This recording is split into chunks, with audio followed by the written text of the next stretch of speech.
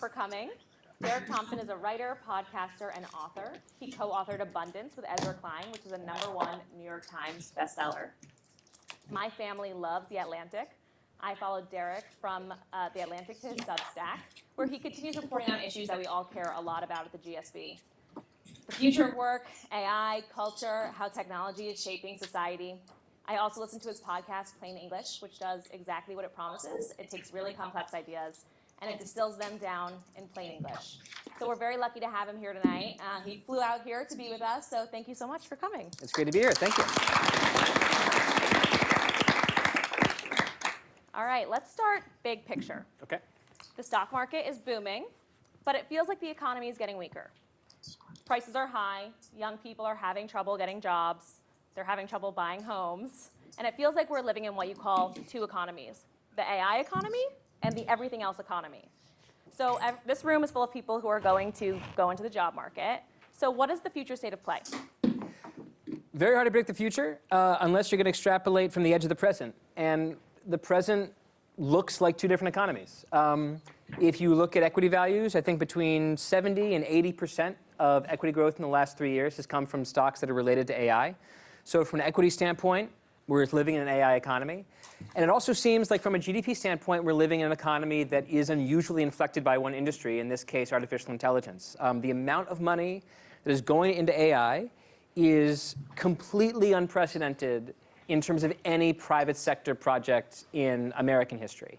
To give you a sense of its scale, the Apollo project, the Apollo program, 10 years, $300 billion to put a man on the moon in inflation-adjusted dollars. This year, the hyperscalers are projected to spend $700 billion in capital. So you're talking about one Apollo program every 5.5 months. There's nothing like that in American history, really, unless you go back to the middle toward the end of the 19th century, which was the railroad build-out. The railroad build-out contributed an enormous share of GDP for the US economy. And on the one hand, you could say, well, if AI is the railroad, railroads changed the world, they changed the economy, they changed our perception of time, they created time zones, they created the very concept of time travel. James Gleick, in his book, Time Travel, says that there's really no record in human history of anyone thinking about moving backward or forward in time in literature until the invention of the railroad. And The Time Machine by H.G. Wells, published in the late half of the 19th century, was maybe the first mention of any forward movement through time in the history of literature. So you're talking about a technology that completely changed our sense of space and time. Maybe we'll be just like that. And that makes it seem like this is not going to be a bubble, if you just stop the sentence there. However, if you go back to late 19th century history, the railroads were not a bubble. The railroads were 3 or 4 separate bubbles. There was a panic of the 1850s. There were panics of the 1870s. There was a panic of the 1890s. There was a panic of 1907. I mean, these panics weren't just thought of as recessions. They were called railroad depressions because railroads were such a huge part of not only the economy, but also the lending picture, that when you had a bust in one railroad, you had a bank crisis that often took down the economy. I'm not predicting anything specific here. I'm just saying we're looking at a single sector driving both equity growth and overall economic growth that might be unlike anything we've seen in the last for 150, 170 years. And that, I think, rather than give us a sense of, oh, once we have the historical analogy, we know exactly how this is going to go, I'd prefer to say this should give us an enormous amount of humility.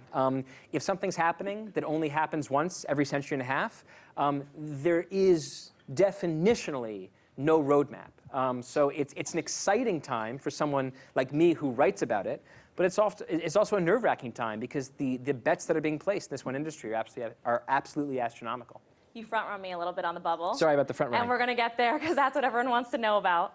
But you often talk about the scariest chart in the world, which is since ChatGPT shipped, job postings have fallen by 1/3, while the S&P rose by 75%, which is historically quite unusual. Yeah, we've never seen that kind of decoupling. Yeah. And so if you just look at this graph, which makes it look like ChatGPT comes out, and the stock market does this, the labor market does this, it's like, oh my God, like this is the moment that Marx warned us about. Like this is capital taking over for labor.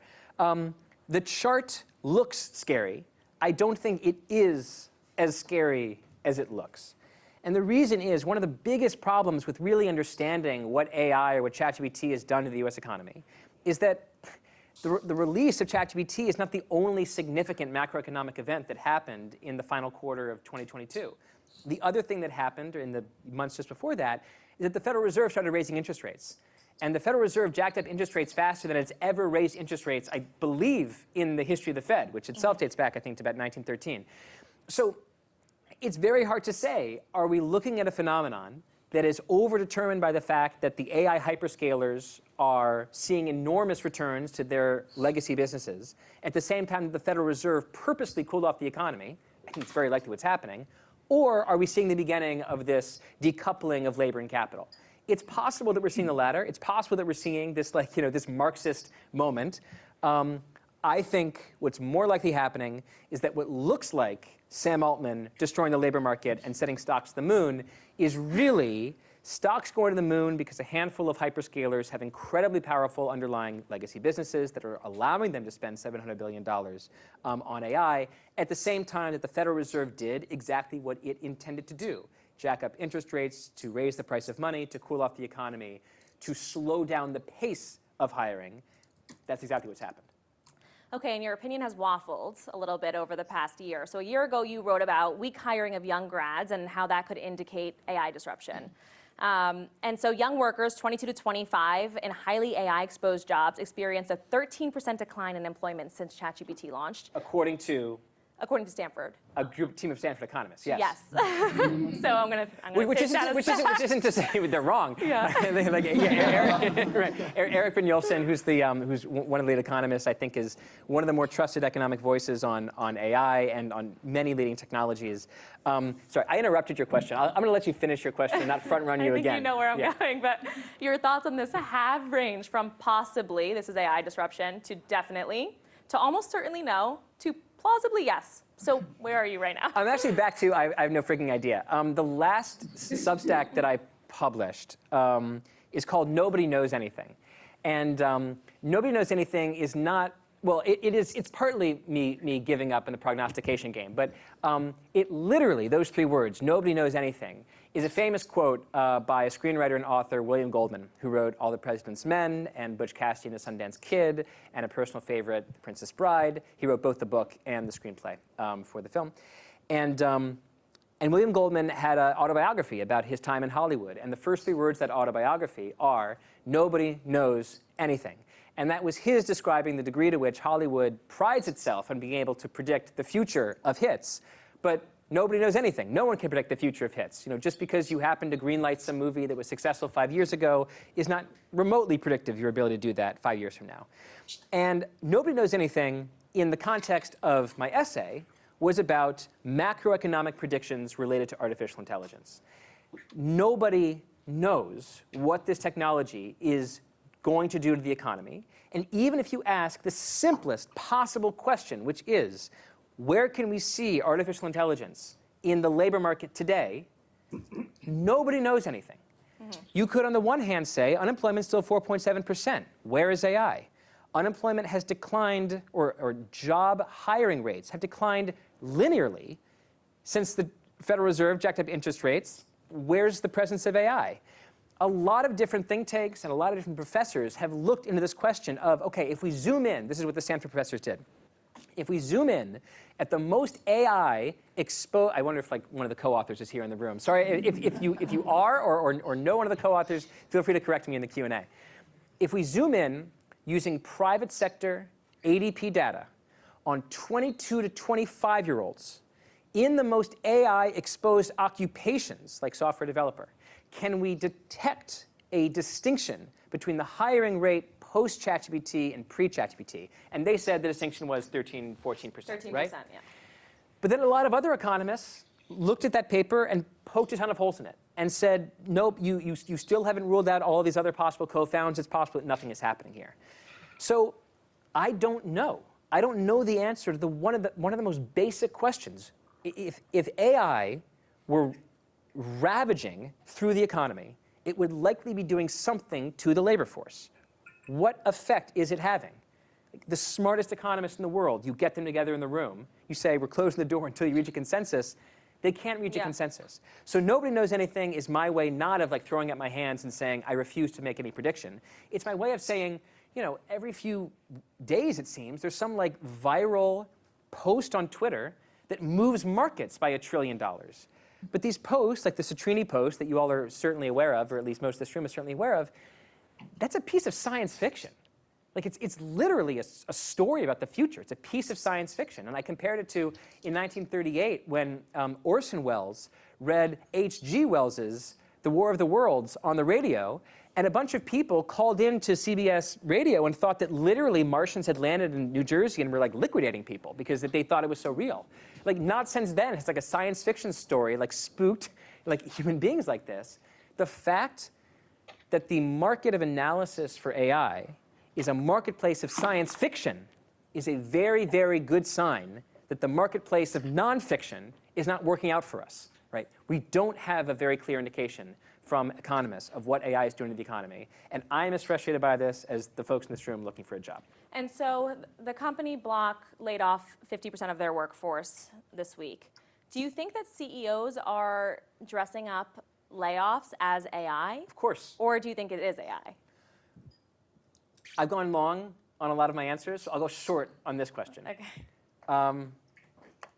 Is it possible that Jack has figured out how to triple the productivity of a decimated labor force? Yes. Is it possible that Square, now technically Block, having lost 85% of its market cap 3 years ago, and having seen a stagnating stock price for the last 3 years, might think that what its investors want is some show of force by decimating the labor cost of the company to theoretically raise the profit, also an incredibly plausible interpretation. My bet is toward the latter. Seems like an easy thing to hide behind for CEOs. Especially if you're a CEO of a company whose stock price is down 80% and hasn't moved in 3 years.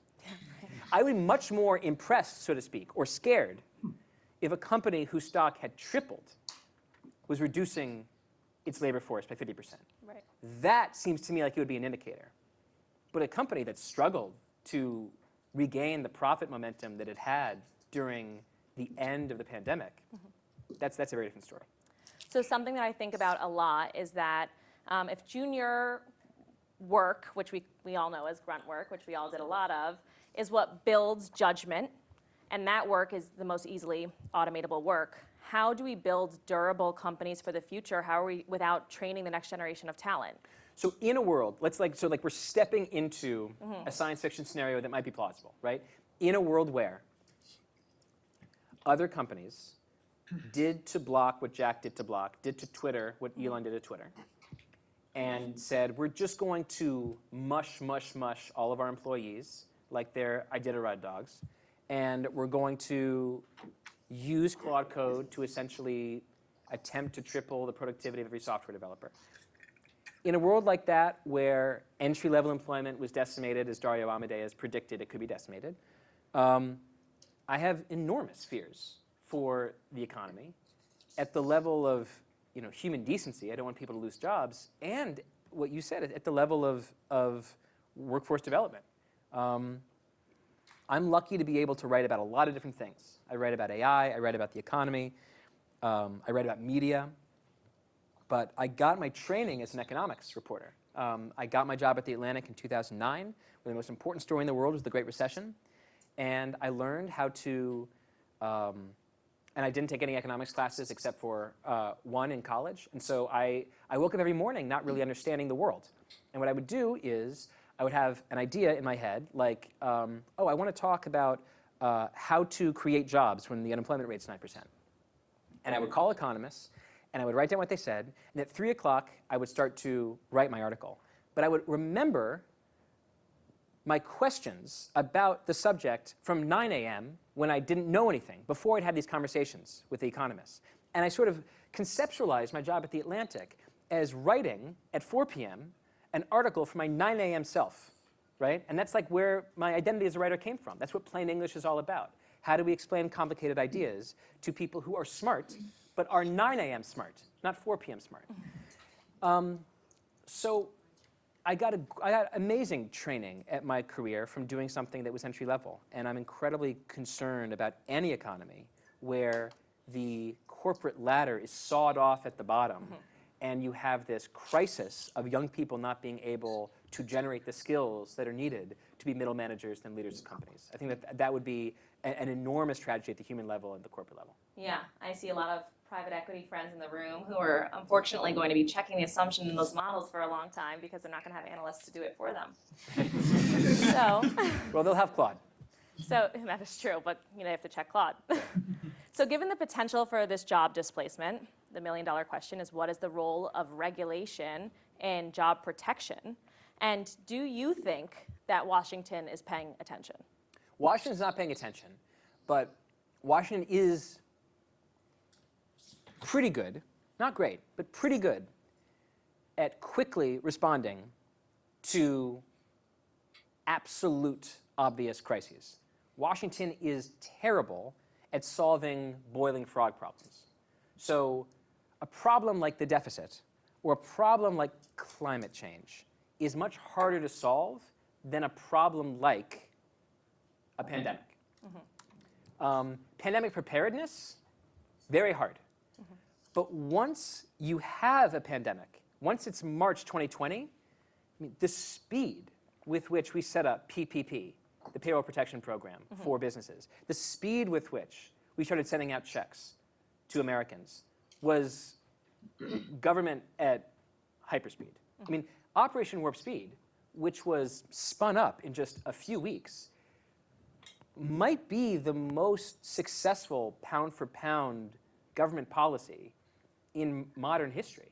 I mean, millions of lives were saved by an expenditure of like $30 billion. I'm not the biggest Trump fan in the world, that's safe to say, but like Operation Warp Speed was an amazing accomplishment. It was accomplished in a matter of days. So my fear is that Washington isn't going to pay attention until a catastrophe is obvious. What is a catastrophe in this scenario? I mean, the Citrini scenario is a catastrophe, right? Unemployment rising quickly month after month, something like the Great Recession, right? Right now, unemployment's 4.7%. If unemployment went up over 6%, I think you would have a freak-out start. And I think that what the government would probably do is pad out the tools they already have, like unemployment insurance. I know people in the Bay Area and people in California love to talk about universal basic income. Not at the business school. Maybe not at the business school, right? Exactly. Maybe that's a couple doors down. I mean, okay, but enough said. That's not going to happen. You're not going to have universal basic income. What you're going to have is something much more like a policy that exists, like earned income tax credits being buffed up, or the unemployment insurance being buffed up, or being topped off, essentially, where you have an unemployment insurance formula that essentially says we're going to replace this % of your income, but then if it looks like unemployment is going to be structural because of an AI displacement, they'll say, no, we'll replace not 40% of your income, but 80 or 90 indefinitely, and we'll extend unemployment insurance so it's not just 30 weeks, but 60 weeks, 90 weeks. That's much more likely. So I don't want to go too deep into policy details unless people are really interested, but in a Citrini-style catastrophe, you're much more likely to see a program like unemployment insurance expanded rather than a program like universal basic income stood up out of nothing. Yeah, I'm concerned about them not paying attention. And I'm concerned for reasons that have nothing to do with the economy. Right. I mean, if you have a super intelligence that's good enough to displace 20 million workers, that super intelligence is probably very good at doing a lot of other stuff that we can't even imagine. I mean, I don't. You know, the Leopold Aschenbrenner memo that was so prescient from several years ago, situational awareness, made this incredibly prescient, maybe not prescient, scary point, that once you have a superintelligence that can essentially act as a kind of digital nuclear bomb, that can take down the grids of foreign governments, that can essentially, spin up bioweapons, now you're talking about something that's basically a nuclear weapon. How did we build the atomic bomb? We built it in a very tightly controlled, top secret, feds-only program. We didn't let the private sector just go willy-nilly on the atomic bomb. Like, we didn't say, hey, Ford, GM, in addition to making all the tanks, if you could try to build an atomic bomb in Detroit, just give us a call once you think you have a uranium. Like, that didn't happen at all. And so the idea that we're allowing the private sector to build something that could turn out to be a national security weapon could theoretically lead to stuff that's just crazy, like the immediate nationalization of the frontier labs. I mean, that's not out of the question if what we're fundamentally dealing with is a modern Manhattan Project. So I think unemployment insurance is important, employment is important, the economy is important, but once this technology, if this technology passed a threshold where it was doing the Dario Amodei prediction of displacing 20 million workers, it's probably doing a lot of other shit that's so scary that we can't even imagine the level of creativity of policy response that is necessary to counteract that growth. Yeah, but Anthropic published a constitution, and their values are wonderful. Yeah. So I'm sure they're not doing anything dangerous. You know what's really crazy? Yeah. Amanda Askell, who's the author of the Constitution, was my roommate briefly in New York, because she used to be married to a man named William McCaskill, who's a founder of the effective altruism movement. And when my friend left, I was living in a loft in New York City with 6 roommates. And when he left to start a company in Africa, he said, I'm going to ask one of my nerdy EA friends to come live in my room, and that was Will and Amanda. So I've spent a weirdly large amount of time talking to the author of Claude's Constitution about general philosophy, and all I can tell you is that she is very, very nice. Yeah, as are Claude's values. I see one of our deans in the audience, Anne, so I'm going to throw you a bone. So you've written about the end of thinking, and the school is obviously very concerned about what the cognitive decline is in students and people because we're learning how to use AI. And so are we eroding what makes humans economically valuable by becoming AI literate?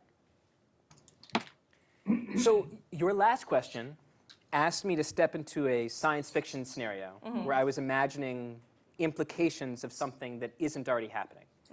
I want to be clear that this question is asking me to talk about what is absolutely already happening. Yeah.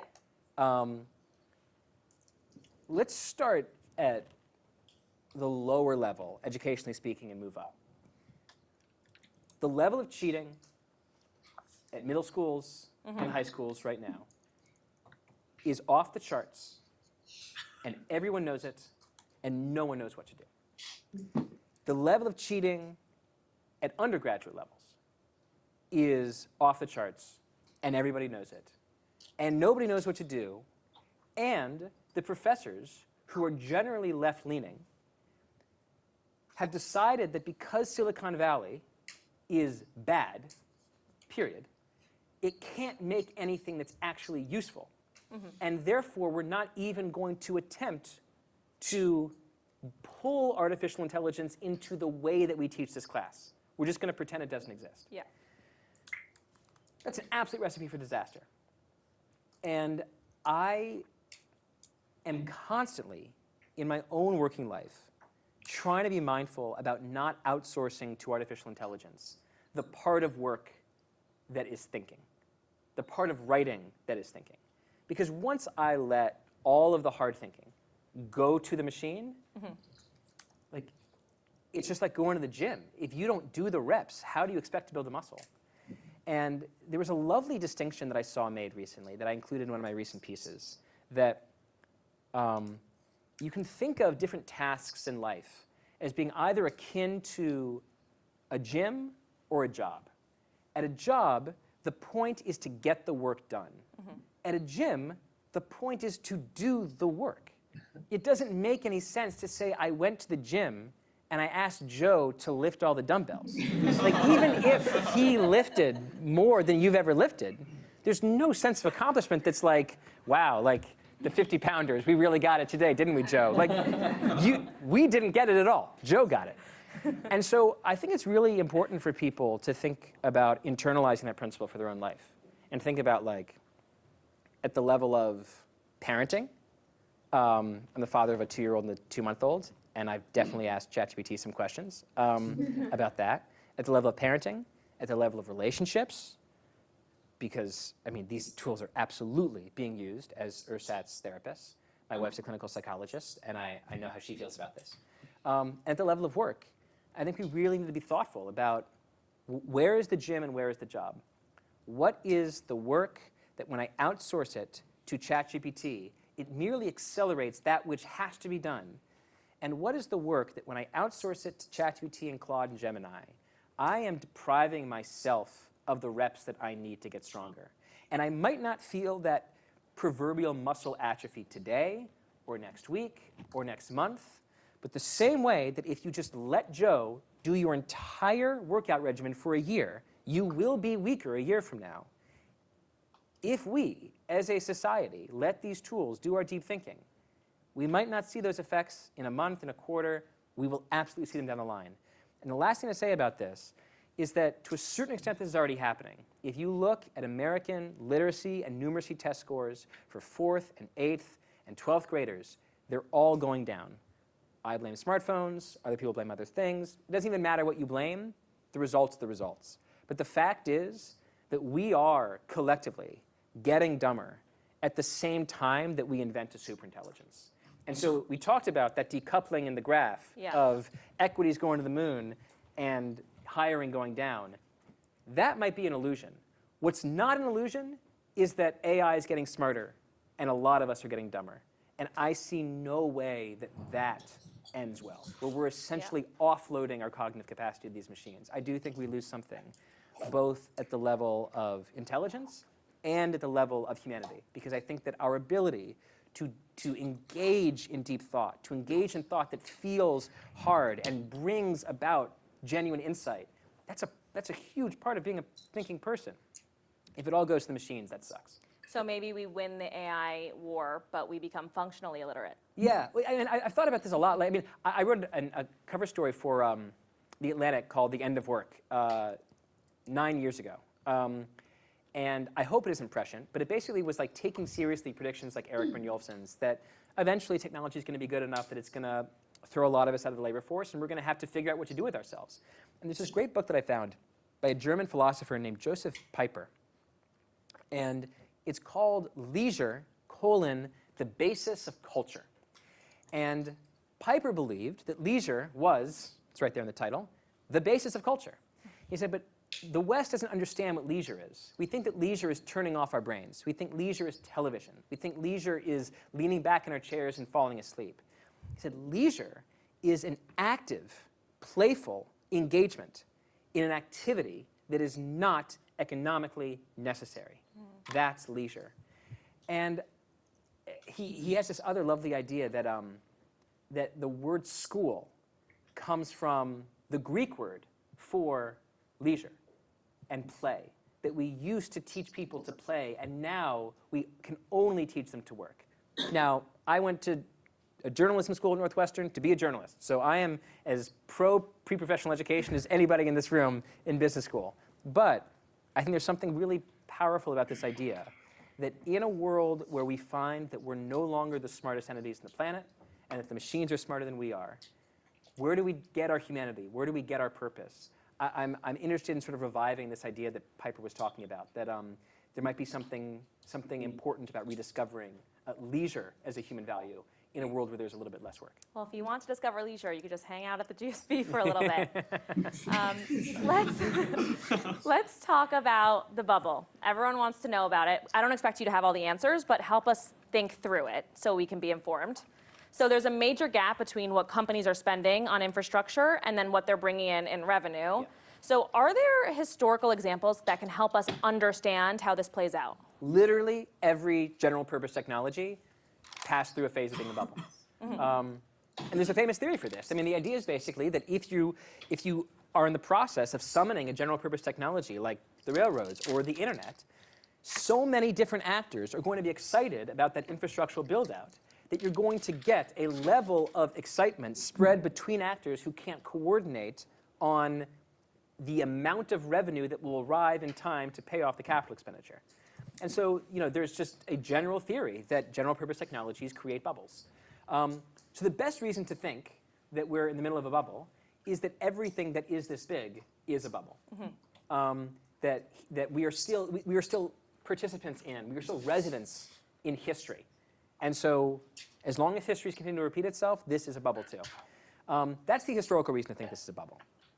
The more technical reason to think it's a bubble, you did a great job of outlining the general principle, which is if capital expenditures are $400 billion rising to $500 billion, rising to $700 billion a year, And revenues are like, or external revenues from general artificial intelligence or generative artificial intelligence, not just one company paying another company within the ecosystem. If those are rising from like maybe just 10 to 20 billion, well, the gap between 700 billion and 20 billion is, a lot of billions, about 680 if my math is right. So that's a huge gap. Yeah. That's the next level to think this is a bubble, is that the capital expenditure is just way too big for the revenue to catch up.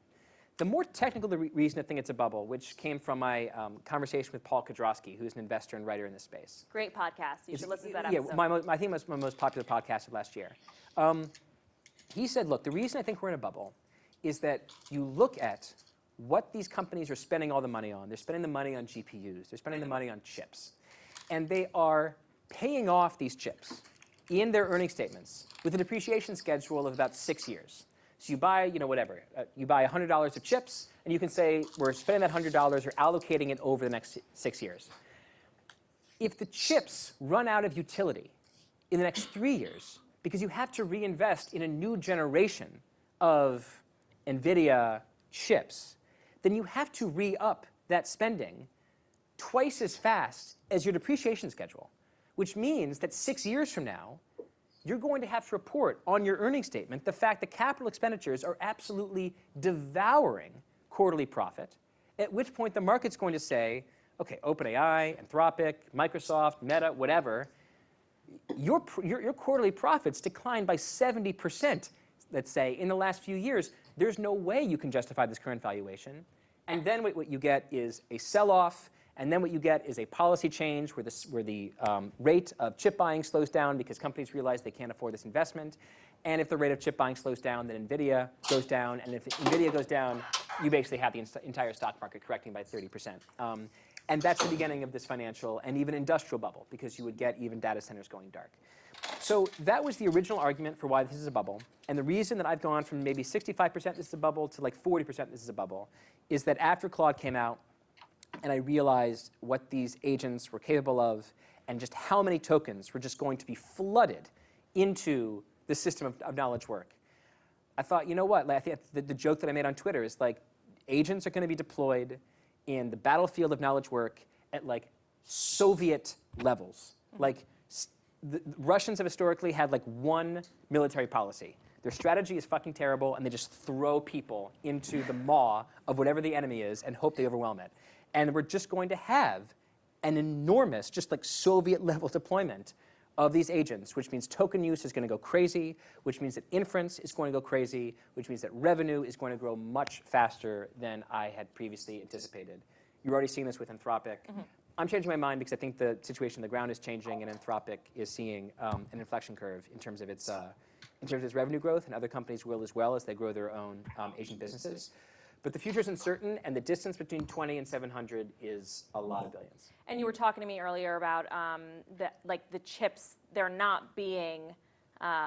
Right, exactly. The older generation of, there's some indication now that despite Paul's prediction that the older generation of chips would lose utility and would be swapped out. Instead, in fact, we're seeing 4-year-old chips still seeing 100% usage. And so if you have chips that were bought 4 years ago, used for another 2 years from now, then in fact the utility of the chip is even longer than the depreciation schedule, which means you don't have this problem where you have these companies essentially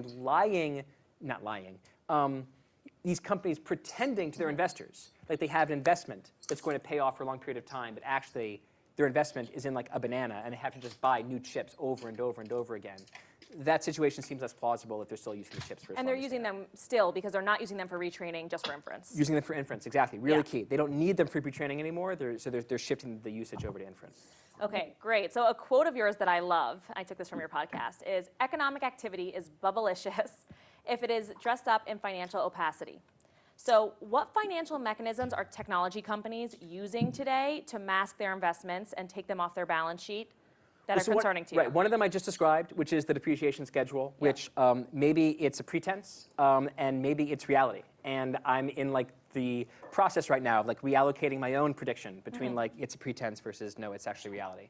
But the other thing that a lot of companies are doing, especially Meta, is they're creating special purpose vehicles that essentially they create a box, the special purpose vehicle. They put money into a box, private equity, Apollo, whoever puts money in that box too, and that box builds a data center. And so the construction of that data center doesn't appear on Meta's balance sheet. It appears on the balance sheet of the special purpose vehicle. And I think my sense is that companies are doing this as well. I have a sense that it's not just Meta, it's other companies too. But Meta's a public company, and a lot of the other frontier companies, Anthropic and OpenAI, for example, are private, and so they might be doing aspects of this that haven't been publicized. And that can end up catastrophic. Maybe catastrophic, maybe not, but it certainly suggests that they're spending that they don't want. In the case of Meta, it suggests that they're spending that they don't want investors to scrutinize. And the quote was about how if you're a company that's trying to find some way to make your business model opaque, the motivation to make your business model opaque might be a sign that there's a little bit of foolishness happening. And so that's basically what I'm trying to say. I don't know that, I'm certainly not accusing Meta of fraud, but I am suggesting that these kind of deals are what you would tend to see if a company was trying to disguise its level of spending. Yep. And you talk a lot about the infinite money glitch, and we call it circular financing, but companies are simultaneously customers, competitors, investors. Talk to us about that trend and what you think. Yeah, right, you've got these companies essentially saying, right, like, I'll buy 10% of your company if you give me $300 billion. It's one of these things where, like, if it all works out, it all works out. And if it doesn't work out, hoo boy. NVIDIA in particular is so enmeshed in this ecosystem and so dependent on this network of buyers that, of course, they are willing to create deals where they are giving to their buyers something in return for the revenue that they expect to come to them. I think it's possible that this is exactly the sort of ecosystem in which everybody is co-owning everybody else, where if NVIDIA catches a cold, everyone else is going to catch a pandemic. But again, if you have a scenario where old chips are still seeing enormous use because the demand for inference, the demand for agents, the demand for tokens is going astronomical, as it, in this moment, like this week, this month, it currently is, it's not a bubble. It's just really clever accounting. It's just really smart business to say, let's bring everyone on board. Let's everyone hold hands, because we're all building something unprecedented together. $700 billion, like I said. A new Apollo program every 5 months. Like, you need something a little bit creative in order to keep that flywheel going. Yeah. And so I'm going to ask one more question, and then we want to open it up to everyone to ask all of your questions. I know you have tons. The inscription in your book, Abundance, is to have the future we want, we need to build and invent more of what we need. So you're in a room full of students, mostly. So give us the upshot here. What are you optimistic about? What are the opportunities that lay ahead? Well, look, again, I said the best reason to think we're in a bubble is that we live in history. And every time a general purpose technology has come around, there's been an enormous incentive to overbuild it because of the potential returns. The other corollary of the principle we live in history is that we're all still here. The unemployment rate is under 5%. Like, there is no technology, despite all the predictions, since the Luddites up to player piano Kurt Vonnegut predicting that the computer was going to take all of our jobs in the 1950s, we're still here. We still have more jobs than ever. And frankly, the jobs are just better than they've ever been. No one wants to go back to coding in the 1950s. Like, no one wants to go back to hunting for whales in the 1870s so you can smash open their brains and crawl inside of it to get the gunk to light your lamps. Like, everything about the labor force is more comfortable and well lit and air conditioned than it used to be. Like, human progress is a fact. And it comes with pain, and it often comes with local dislocation as change happens. But progress is a fact. We live longer, I think, often happier, and certainly healthier lives than we used to. So if we live in history, AI is a normal technology. It's a technology that's going to make our lives easier because the grunt work of coding is going to be shunted off to Claude and Codex and all those other tools. And we can focus on the more interesting questions, like, what do we build? Or we can focus on the more human questions, like, what is technically known as business development and what is commonly known as a dinner. Like, that is more fun than being at your desk just looking at a computer and being on Excel all day. If Claude can do Excel, and we can go out and have martinis and try to get people to invest in our company, like that's a more fun life. So, especially for folks like me who like martinis. So, yeah, if history is still history, and if AI is a normal technology, then there's going to be bumps along the road. But what we're going to be left with in the 2040s and 2050s is a world with many more jobs, more interesting jobs, and jobs that elicit our human faculties of interpersonal humanness, and not just, oh, it's another day at the office, time to have another 8-hour relationship with Excel. Yeah, well, we are very good at soft skills here with interpersonal dynamics being our core class. So hopefully we will be leaders in that. Let's open it up to some questions. I knew Dora's hand was going to go up first. Dora, go ahead. Thank you so much for being here. Really interesting. I disagree with your last point about optimism with AI, but getting to another point. I like to end on optimism, so I might even agree with your disagreement. I like that. So my question is about more of a political view on AI. Good. And whether there's political utility for Democrats in establishing themselves as a countervailing force to this techno-optimism, given affordability crises, given that a lot of people who are going to be losing jobs, there's going to be a lot of resentment. Is there a way to capitalize on that? Is that a smart move? Yeah, politically, of course. Data centers are not popular. They're especially unpopular when, as the Wall Street Journal recently reported, the companies building the data centers are buying the land off of residential developers. So, I mean, let's say you're a political consultant and you've got a candidate running in a state where the faceless Goliaths of Silicon Valley are buying housing land, taking homes from your community, and giving that space to AI, whose builders promise will take their jobs. I mean, the political ad does not particularly need that many Claude prompts to write itself. It's pretty straightforward. Data centers are hugely unpopular right now. AI is unpopular among certain groups. The politics of AI itself are actually like a little bit scrambled. I think white-collar workers are the most afraid. Other workers maybe aren't paying quite as much attention. But look, it's just, I think it's so strange and interesting to have the architects of a technology promise the world their technology is going to destroy work. Like, I was thinking about this the other day at home. I was like, what's a historical analogy of something as bizarre as that? It's like, what if Henry Ford in 1910 said, I'm working on this thing, this assembly line, Model T. You know, if this takes off, if automobile penetration really takes off, I think one cool thing that could happen is that more Americans could die every decade than died in World War I. How interesting is that? Like, who the fuck advertises their product this way? In fact, cars have done that. With 35,000 people dying from car accidents every year, multiplied by 10, 350,000 is more than the number of Americans that died in World War I. Ford could have said this about his product, but no one says this about their product. And so the fact that AI is like the people like Dario, who I think are like moral. I mean, look at him standing up against the Department of War today. And just trying to tell the truth, don't understand the political consequences of the like very specific Silicon Valley theory of like just tell the truth and talk about probabilities. Like that's not how politics works. And so I could answer this question for an hour. The Silicon Valley mindset and the DC mindset are like completely different Myers-Briggs personalities. Like they are so fundamentally opposed. The language that is used in Silicon Valley is so alien to the language that is used in Washington, DC. It's basically like the difference between like folks who talk in probability theory and folks who talk in what would make the best bumper sticker.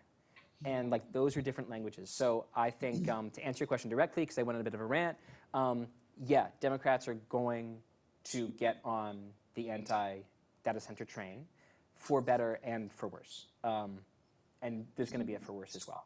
Populism can go too far, and it almost always does. Thank you so much for sharing. And I think you gave me more face towards the future. And Good. And I have a question, follow-up question. It's like, So I'm one of two now in terms of injecting optimism into the audience. But I'm 50% penetration rate And is good. introduce yourself. I'm Joyce, I'm UN student. So I'm curious about, I understand the theory that we have experienced waves of technology innovation, but we still living a better life. But do you think the AI's revolution is more similar or different towards the previous technology evolution? Because I think humans' capability have different components. We have labor, we have intelligence, we also have creativity. I think machine is replacing the labor, maybe okay. But actually, I'm thinking AI is more intelligent and more creative than us. So my question is more about what do we still left? Yeah. Well, right. What do we still have? Do you have the answer to that? Yeah. I mean, every time I think of an answer, I think of an exception. I was going to say, yeah. What do we still have? I'll say what we still have for me. Like I was going to say, we have faces, and hands and feet and bodies, and we are embodied in a way that AI is not.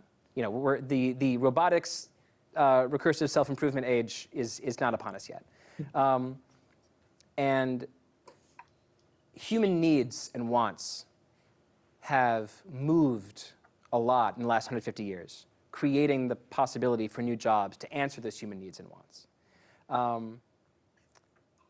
It's not difficult for me to imagine a world in which the jobs of the future are seen as more human, precisely because we will be spending our income, and gross domestic income is gross domestic product, so we'll be spending our economy on the things that are truly for humans only. We've always been at an overlap with machines when it came to, say, mathematical abilities, right? It's always been the case, since the invention of the calculator, that a machine was better at some kinds of math than the human.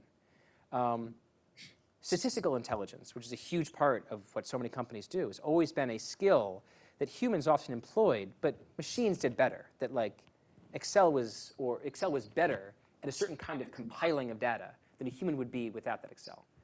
And so there's a way in which we've been participants in a certain definition of intelligence that machines have always been a competitor in, and that we're about to enter into a generation where they're going to leapfrog us on those things that are sensitive especially to mathematics and statistical analysis. Or do you think, are machines better at business development? Are machines really better at marketing? Are machines really better at entertainment? If Sora had taken over the world, I'd be worried about the ability of artificial intelligence to almost on its own create a source of entertainment that was rivalrous to what humans could do. But it hasn't. Hollywood uses AI, but they use it to tell human stories. So I still think there's a lot of ways for us to move up the value chain of our own humanness. We used to all work at farms, then we realized that we could do something with our hands that wasn't just grow food. And then a lot of us moved to factories. We realized we could do something with our minds that wasn't just putting in screws and bolts. And then we moved into white-collar offices, and sometimes those jobs were profoundly human, and sometimes they were so deadening that satire was made of them, Severance, Office Space. It's conceivable that we're moving up a value chain that would allow us to do jobs that are just more fun. It's not a prediction, but it's absolutely a possibility. Unfortunately, we're really good at the jobs that are not fun. Hi, my name is Sai Sri. I'm an MBA 1 student. I met with Andrew Ng yesterday, and we were discussing about how smaller teams, especially in low resource settings who have constraints, are now able to leverage intelligence and create better products. And you, on the other hand, you've also said that AI is making us dumber.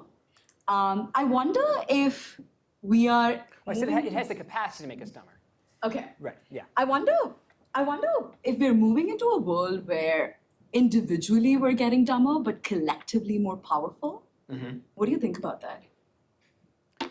We're certainly collectively more powerful. I mean, I think what almost axiomatically technology increases collective power. And I'm a fan of the idea, I think it was Tim Urban who said, the more technologically advanced a society gets, the greater its capacity to do both good and evil, right? You can take this all the way back to Fritz Haber and the development of the first chemical weapons, that the man who invented ammonia and whose nitrogen fixing technology feeds 2 billion people in the world also developed chemical weapons that the Germans used in World Wars I and II. Our intelligence expands the bounds of our ability to do good and evil. It's true of chemistry, true of nuclear weapons. It'll certainly be true of artificial intelligence.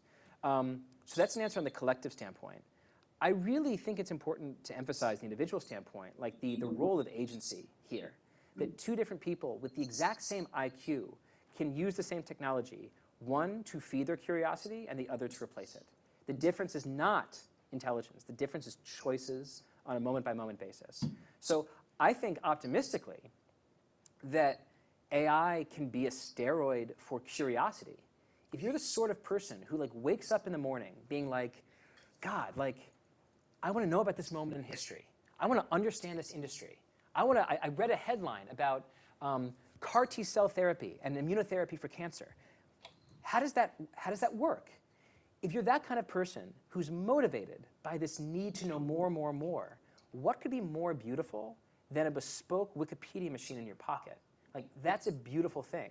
But it's also obviously the case that some people, maybe with the exact same IQ as the person I just made up 2 seconds ago, are going to use this machine to write all of their essays in high school so that they can just play video games and watch TikToks. It's not a matter of intelligence. It's a matter of choices, and it goes to the level of almost like personality. It goes to the level of curiosity. How much do you actually want to know versus how much do you want to just get the job of getting an A done with so you can move on to the thing you actually want to do with your day, which is look at your phone. People are going to make different choices with this technology, and it's those choices that are going to determine whether it becomes smarter or dumber, not the underlying IQ of the person who's using it. My name is Max. I'm a first-year MBA student here. You alluded to it a minute ago, but I'd love to get your perspective on the Anthropic Department of War scenario and how that evolves, both with Anthropic and some of the other labs. Yeah, it's a great question. In the interest of being both honest and moving through questions as quickly as possible, because I was traveling today, I'm not, I saw the tweet, and then I saw a couple quote tweets. So I could spin up an answer that's just me riffing on some quote tweets that I saw, but that's literally what you would get. I think it's pretty cool for a CEO to stand up for his or her company's morals, and I do think that Dario did that. I also wonder whether what the Department of War was asking them to do was axiomatically unconstitutional, in which case I would hope that even a less moral CEO would also say, I'm not particularly interested in lending my technology for unconstitutional purposes. Amadeus has said his piece. I think it'd be great if Sam and Sundar did the same and left Hegseth out to dry. But I don't know if that's a pipe dream. In the back. Oh, hi. My name is Teju. I'm an MBA 1. I think you're right on the spectrum for leisure all the way to UBI, and I think it's possibly true for the US. I'm curious about your thoughts for outside the US. So in developing economies where you have high population growth, a lot of people depending on BPO-style jobs, what you think the opportunities are, and if there's an optimistic case. What does BPO stand for? Business process outsourcing, so digital remote jobs. Yeah. Right. I do much less thinking about the developing world, but when I do think about the implications of AI in the developing world, I think it's pretty nerve-wracking. You've got a lot of countries. My best friend has a business that's based in Western Africa, and so I know a little bit about those countries. I think there's a lot of countries outside of China in particular that are trying to make the leap from lower income to middle income without building up a manufacturing base. And that's historically been very, very difficult. Almost every country that's gone from lower to middle income has passed through a manufacturing stage. Countries that have, let me take that sentence back. But the growth of China and its extractive export model has eaten manufacturing that might have theoretically gone to other developing countries. As I understand it, a lot of those countries have instead tried to move up the value chain by turning to services. But because those services are almost inherently lower skilled and lower paid, I'm absolutely worried about the effect that artificial intelligence could have on them. In the spirit of nobody knows anything, I want to read that NBER paper. I want to read that economic paper that says we've seen in the last 6 months that the rollout of ChatGPT has had this effect on the BPO sector in Burkina Faso, in Nigeria. I want to read those papers first before I make a really strong prediction here.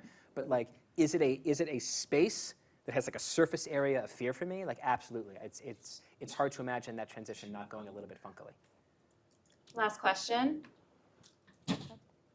Hi, I'm Adrian. I'm an MBA 1. I'm a big fan of your work. I'm wondering, I think you mentioned you have young children, so I'm wondering how you were thinking about raising them in the era of AI and making sure that they have the best opportunities moving forward. Yeah, I mean, great last question. Always nice to have a touchy-feely question to help things out. My children are 2 years and 2 months old. So there's a piece of me that's afraid for them. But there's also, for folks in here who either have children or know people who have children that are this age, you are in trench warfare with a very small terrorist in your house. So you are so plunged into the present of how can I get you to stop screaming for a snack that mom said you couldn't have? That it's actually quite difficult in those moments to be and also what's the impact of AI in 16 years? I'm not mocking the question. I sometimes in my rare moments of calm, the Uber from Berkeley to Stanford today, think oh man, AI is coming and eventually Isla's gonna need a job. I have these thoughts, but they're unclear. What's clear to me is. I think it's Yuval Harari who was asked this question at a conference, and he gave an answer that stuck with me, where he said, work identities of the past could be built like homes with deep foundations that reach deep into the earth. And the work identities of the near future, when we're in a period of enormous swarming changes, our work identities will have to be less like a house and more like a tent. We'll have to be prepared to pick up and move, to say initially I thought I was going to do this one job, but a technology has started to ebb away at that job. And so now I'm interested in this other career. And that requires a certain flexibility, a certain emotional intelligence, a disposition toward the future that is, the simplistic way to put it is comfortable with discomfort, and maybe the more complicated way to put it is someone who looks forward to challenges. I remember when I first started reporting on VCs, I was talking to a venture capitalist in Washington, D.C. And I remember asking about one of the businesses that he was invested in. And he said, yeah, that's a problem. And that's what's so exciting, is that it's a problem. And you could see how thrilled he was by the idea that this company was struggling, and they had invested in it, and they needed a solution. And that instinct to find challenges thrilling is one that has to be cultivated. It's not born into us. I think it's learned. And so maybe we have to learn a new skill, which is to get thrilled by these kind of challenges because of how they'll make us think deeper, how they'll change our models, how we might be excited to change our own minds. I think maybe not even skills, dispositions like that might be just as important as hard skills in the future, where certain industries look like they are flush with employment and then 6 months later look like they're not. Easy to say, hard to do, hard to cultivate, but I think that's the skill that I would love my children to have. I think that's a good note to close on. I think one thing I love about your work is it's very clear that you're open to changing your mind all the time, and that new information changes how you see things, and you write about that, and I think that's a skill that we all should maintain. So thank you so much for being here. It was a pleasure having you. Thank you.